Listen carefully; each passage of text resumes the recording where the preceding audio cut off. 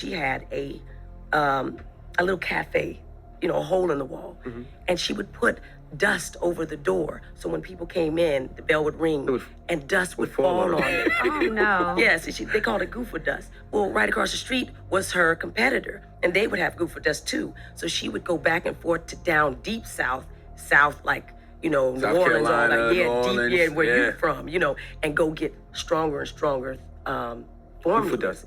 Well, one time she came back, and by the way, she would just leave my father, so he'd just be on the streets. One time she came back, and they said she was all twisted up with her head in between her legs, barking like a dog. Wow. Ooh, that voodoo, that roots, boy, I'm telling you, you're coughing up frogs. And they said that the women in the church went to go get my eventual godfather, which was William Griffith, and he came, saw it, he left 3 days, he went and they fast, and they pray, and then they come back, and then they laid hands on her. And they got her through it. And this is the story now. Wow. I'm just telling you what they got her through it. And when she came out of it, he says, "Daughter, the Lord told me to tell you that if you go back, you'll come back. You'll come back in a box." No, Rev. I promise. I gave this up. I'm not gonna give it to you. He said, "I'm just telling you what the Lord told me to tell you." And that my father's last memory of his mother is her getting in a car, a red Cadillac, because her boyfriend's name was Red, and he would just drive through and take her away. And I'm begging her, "Please, Mom, don't go. Don't worry, Robert, I'll be back." And 2 weeks later, they brought her home in a box.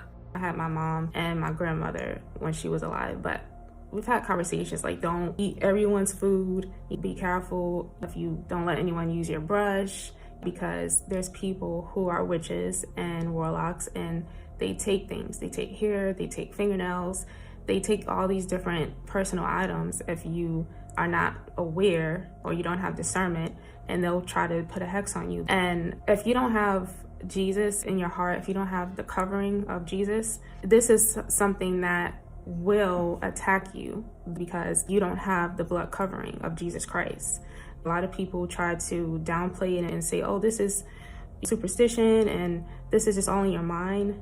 No, because when you read the Bible, it talks about how there are people who are practicing sorcery, soothsayers, people who are doing divination, necromancy, all these different things. This is ancient stuff. They talk about New Age all the time now, but it's nothing new. People are leaving the church because they're not preaching about spiritual things. They're not talking about what's really going to help them to fight spiritually. We're in a time where we're dealing with so much spiritual warfare. You have to realize Jesus is not just about living your best life now. He's also a God of wrath, of judgment, and he's a warrior, he's a king. And we have to know how to be on the watch, hold up our sword, put on our armor, and fight.